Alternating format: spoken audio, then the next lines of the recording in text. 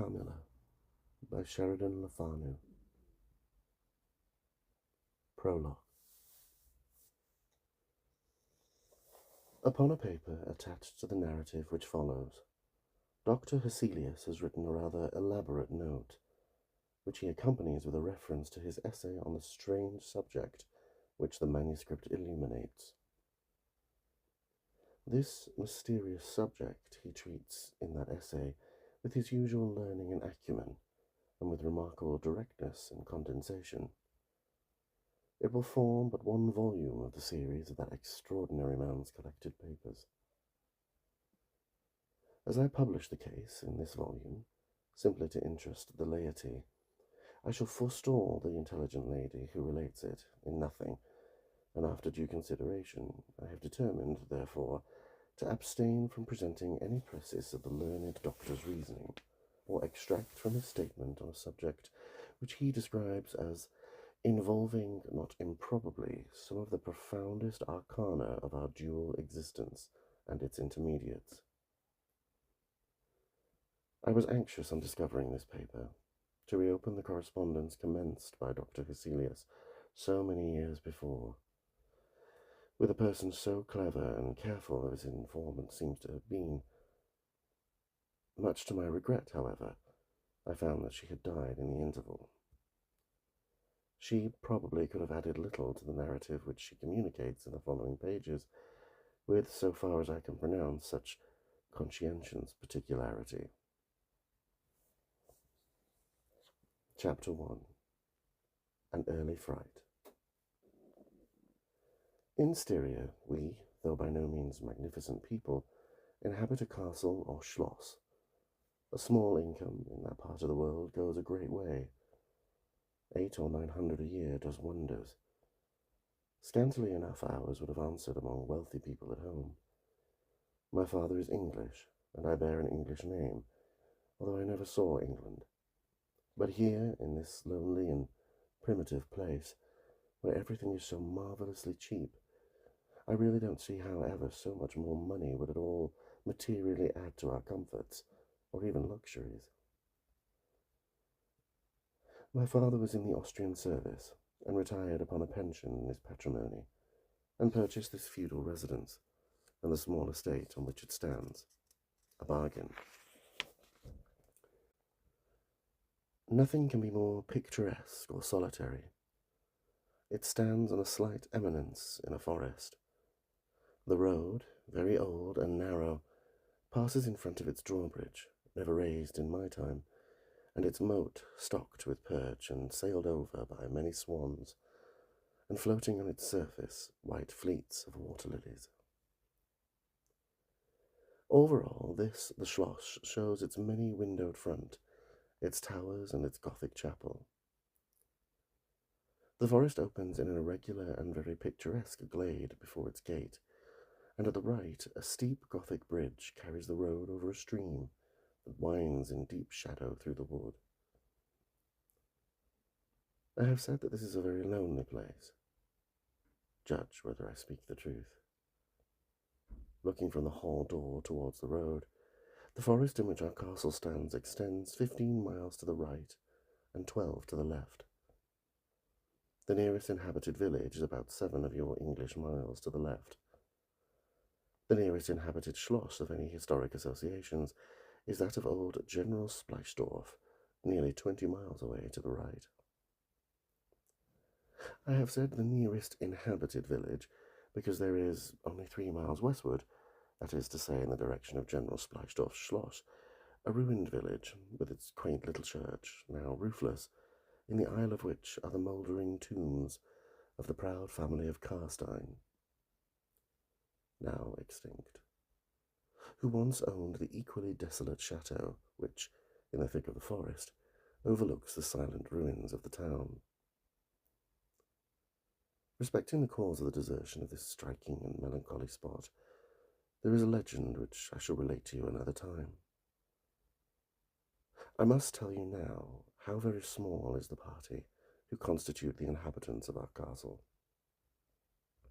I don't include servants or those dependents who occupy rooms in the buildings attached to the schloss. Listen and wonder. My father, who was the kindest man on earth, but growing old, and I, at the date of my story, only 19, 8 years have passed since then. I and my father constituted the family at the Schloss. My mother, a Styrian lady, died in my infancy, but I had a good-natured governess who had been with me from, I might almost say, my infancy. I cannot remember the time when her fat, benign face was not a familiar picture in my memory. This was Madame Perrodon, a native of Bern, whose care and good nature now in part supplied to me the loss of my mother, whom I do not even remember, so early I lost her. She made a third of our late little dinner party. There was a fourth, Mademoiselle de la Fontaine, a lady such as you term, I believe, a finishing governess. She spoke French and German. Madame Perrodon, French and broken English, to which my father and I added English, which, partly to prevent its becoming a lost language among us, and partly from patriotic motives, we spoke every day. The consequence was a Babel, at which strangers used to laugh, and which I shall make no attempt to reproduce in this narrative. And there were 2 or 3 young lady friends besides, pretty nearly of my own age, who were occasional visitors, for longer or shorter terms, and these visits I sometimes returned.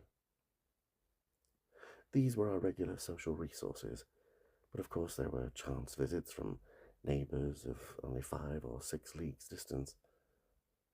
My life was notwithstanding rather a solitary one, I can assure you.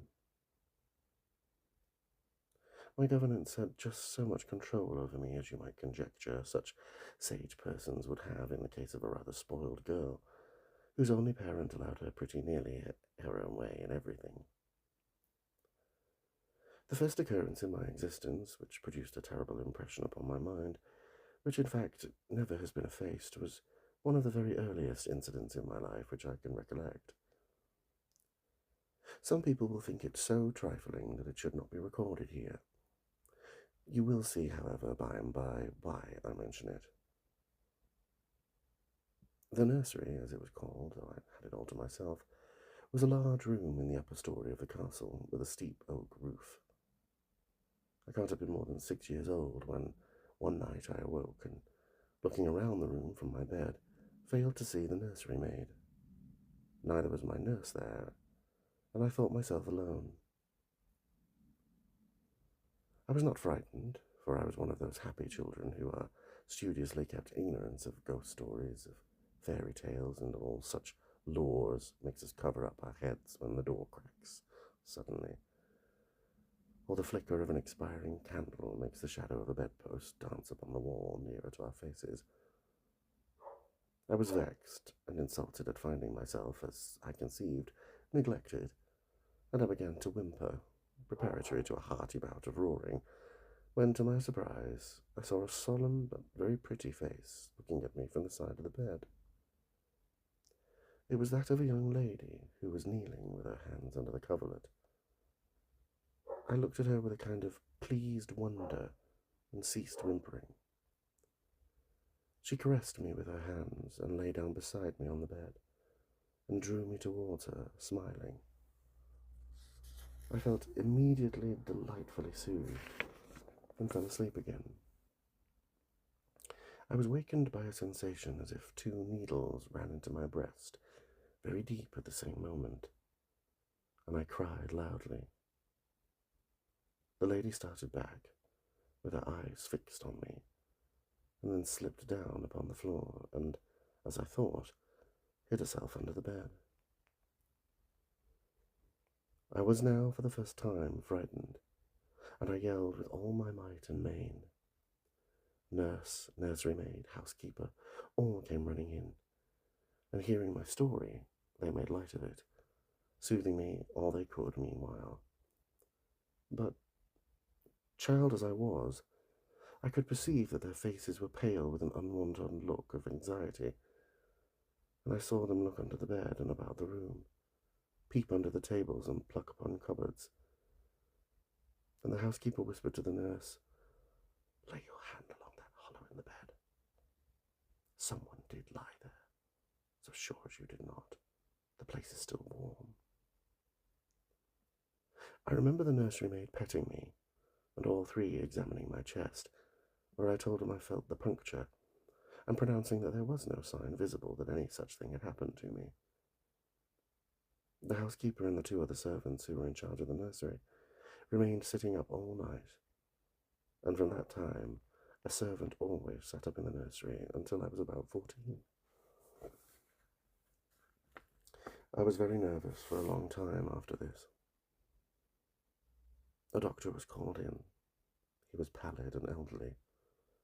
How well I remember his long, saturnine face, slightly pitted with smallpox, and his chestnut wig. For a good while, every second day, he came and gave me medicine, which of course I hated. The morning after I saw this apparition, I was in a state of terror, and could not bear to be left alone, daylight though it was for a moment. I remember my father coming up and standing at the bedside, talking cheerfully and asking the nurse a number of questions, and laughing very heartily at one of the answers, and patting me on the shoulder, kissing me, and telling me not to be frightened, that it was nothing but a dream and could not hurt me. But I was not comforted, for I knew the visit of the strange woman was not a dream, and I was awfully frightened. I was a little consoled by the nursery maid's assurance that it was she who had come and looked at me, and lain down beside me in the bed, and that I must have been half dreaming not to have known her face. But this, though supported by the nurse, did not quite satisfy me. I remembered in the course of that day a venerable old man in a black cassock coming into the room with the nurse and housekeeper, and talking a little to them, and very kindly to me. His face was very sweet and gentle, and he told me they were going to pray, joined my hands together, and desired me to say softly while they were praying, "Lord, hear all good prayers for us, for Jesus' sake." I think these were the very words, for I often repeated them to myself, and my nurse used for years to make me say them in my prayers.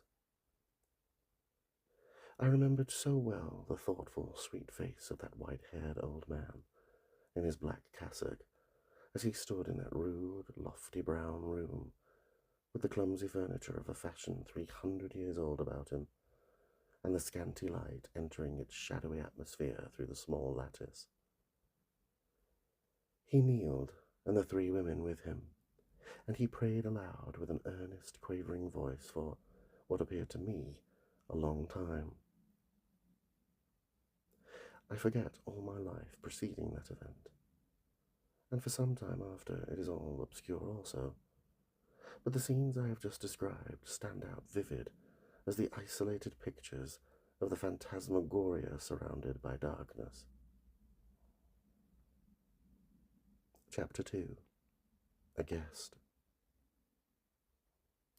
I am now going to tell you something so strange that it will require all your faith in my veracity to believe my story. It is not only true, nevertheless, but truth of which I have been an eyewitness. It was a sweet summer evening, and my father asked me, as he sometimes did, to take a little ramble with him along the beautiful forest vista, which I have mentioned as lying in front of the Schloss. General Spleisdorf cannot come to see us so soon as I had hoped, said my father as we pursued our walk. He was to have paid us a visit of some weeks, and we had expected his arrival next day. He was to have brought with him a young lady, his niece and ward, Mademoiselle Reinfeldt, whom I had never seen, but whom I had heard described as a very charming girl, and whose society I had promised myself many happy days.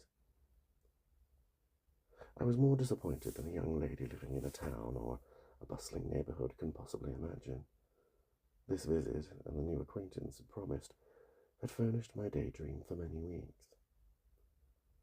"And how soon does he come?" I asked. "Not till autumn. Not for 2 months, I dare say," he answered, and I am very glad now, dear, that you never knew Mademoiselle Reinfeldt. And why? I asked, both mortified and curious. Because the young lady is dead, he replied. I quite forgot I had not told you, but you were not in the room when I received the General's letter this evening.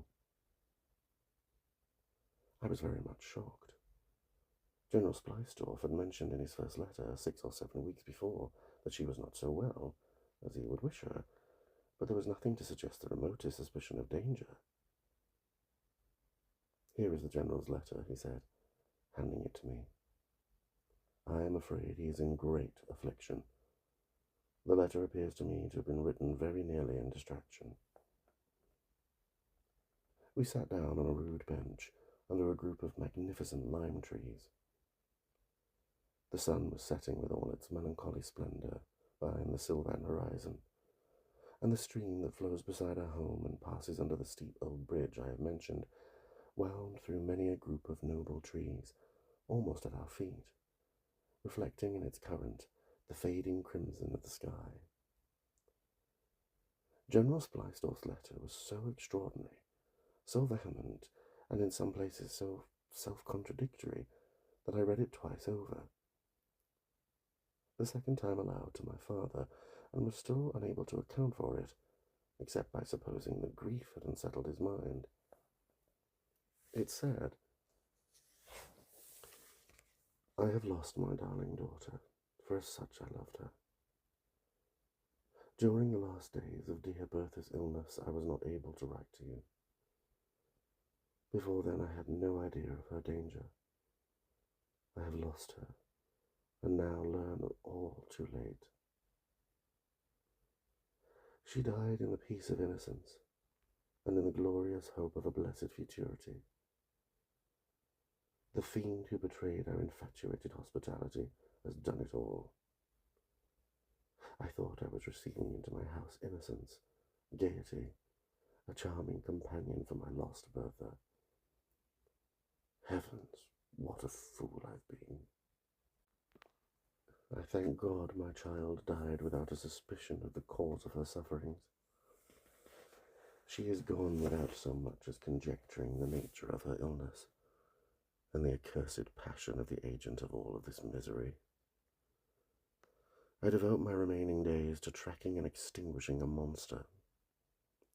I am told I may hope to accomplish my righteous and merciful purpose. At present there is scarcely a gleam of light to guide me. I curse my conceited incredulity, my despicable affectation of superiority, my blindness, my obstinacy, all too late. I cannot write or talk collectedly now. I am distracted. So soon I shall have little recovered. I mean to devote myself for a time to inquiry which may possibly lead me as far as Vienna. Some time in the autumn, 2 months hence, or earlier if I live, I will see you, that is, if you permit me. I will then tell you all that I scarce dare put upon paper now. Farewell. Pray for me, dear friend.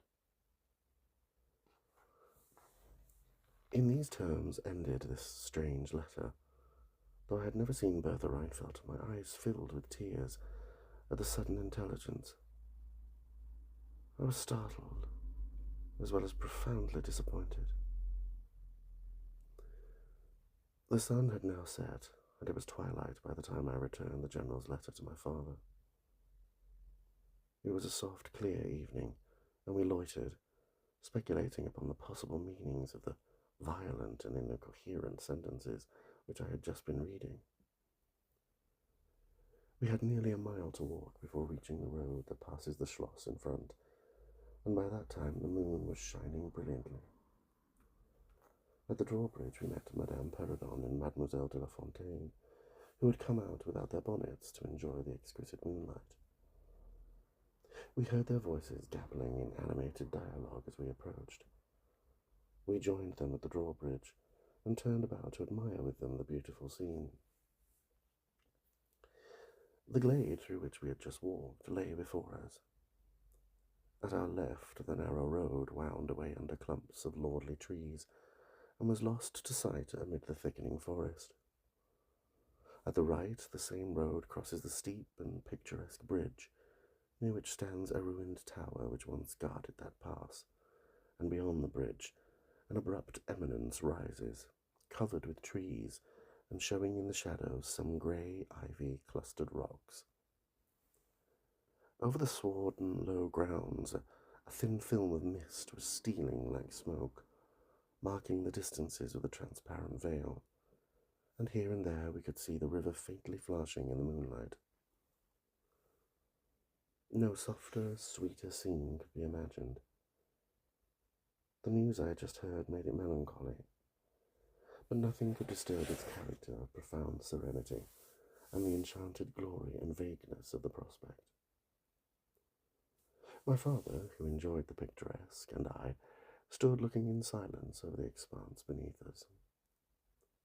The two good governesses, standing a little way behind us, discoursed upon the scene and were eloquent upon the moon. Madame Perrodon was fat, middle-aged and romantic, and talked and sighed poetically. Mademoiselle de la Fontaine, in right of her father, who was a German, assumed to be psychological, metaphysical, and something of a mystic, now declared that when the moon shone with a light so intense, it was well known that it indicated a special spiritual activity. The effect of the full moon in such a state of brilliancy was manifold. It acted on dreams, it acted on lunacy, it acted on nervous people. It had marvellous physical influences connected with life. Mademoiselle related that her cousin, who was mate of a merchant ship, having taken a nap on deck on such a night, lying on his back with his face full in the light of the moon, had wakened after a dream of an old woman clawing him by the cheek, with his features horribly drawn to one side, and his countenance had never quite recovered its equilibrium. The moon this night, she said, is full of idyllic and magnetic influence. And see, when you look behind you at the front of the Schloss, how all its windows flash and twinkle with that silvery splendour, as if unseen hands had lighted up the rooms to receive fairy guests. There are indolent styles of the spirits in which, indisposed to talk ourselves, the talk of others is pleasant to our listless ears, and I gazed on, pleased with the twinkle of the ladies' conversations. I have got into one of my moping moods tonight, said my father, after a silence, and quoting Shakespeare, whom, by way of keeping up our English, he used to read aloud, and said, "In truth, I know not why I am so sad. It wearies me. You say it wearies you. But how I got it, came by it. I forget the rest. But I feel as if some great misfortune were hanging over us. I suppose the poor General's afflicted letter has something to do with it." At this moment, the unwonted sound of carriage wheels and many hoofs upon the road arrested our attention. They seemed to be approaching from the high ground overlooking the bridge, and very soon the equipage emerged from that point. 2 horsemen first crossed the bridge, and then came a carriage drawn by 4 horses, and 2 men rode behind. It seemed to be a travelling carriage of a person of rank, and we were all immediately absorbed in watching that very unusual spectacle. It became, in a few moments, greatly more interesting, for just as the carriage had passed the summit of the steep bridge, one of the leaders, taking fright, communicated his panic to the rest, and after a plunge or two, the whole team broke into a wild gallop together, and dashing between the horsemen who rode in front, came thundering along the road towards us with the speed of a hurricane. The excitement of the scene was made more painful by the clear, long-drawn screams of a female voice from the carriage window. We all advanced in curiosity and horror, me rather in silence, the rest with various ejaculations of terror. Our suspense did not last long. Just before you reach the castle drawbridge on the route they were coming, there stands by the roadside a magnificent lime tree. On the other stands an ancient stone cross, at sight of which the horses, now going at a pace that was perfectly frightful, swerved as to bring the wheel over the projecting roots of the tree. I knew what was coming. I covered my eyes, unable to see it out, and turned my head away. At the same moment I heard a cry from my lady friends, who had gone on a little. Curiosity opened my eyes, and I saw a scene of utter confusion. 2 of the horses were on the ground. The carriage lay upon its side, with 2 wheels in the air. The men were busy removing the traces, and a lady with a commanding air and figure had got out, and stood with clasped hands, raising the handkerchief that was in them every now and then to her eyes. Through the carriage door was now lifted a young lady, who appeared to be lifeless. My dear old father was already beside the elder lady, with his hat in his hand, evidently tendering his aid and the resources of his schloss. The lady did not appear to hear him, or to have eyes for anything but the slender girl who was being placed against the slope of the bank. I approached. The young lady was apparently stunned, but she was certainly not dead. My father, who piqued himself on being something of a physician, had just his fingers on her wrists, and assured the lady, who declared herself her mother, that her pulse, though faint and irregular, was undoubtedly still distinguishable. The lady clasped her hands and looked upwards, as if in a momentary transport of gratitude. But immediately she broke out again in the theatrical way which is, I believe, natural to some people. She was what is called a fine-looking woman for the time of life, and must have been handsome. She was tall, but not thin, and dressed in black velvet, and looked rather pale, but with a proud and commanding countenance, though now agitated strangely. Who has ever been so born to calamity? I heard her say, with clasped hands. Here I am on a journey of life and death, in prosecuting which to lose an hour is possibly to lose all. My child will not have recovered sufficiently to resume her route, for who can say how long? I must leave her. I cannot, dare not delay. How far on, sir, can you tell is the nearest village? I must leave her there, and shall not see my darling, or even hear of her till my return 3 months hence. I plucked my father by the coat, and whispered earnestly in his ear, "Oh, papa, pray ask her to let us stay with us. It would be so delightful. Do pray."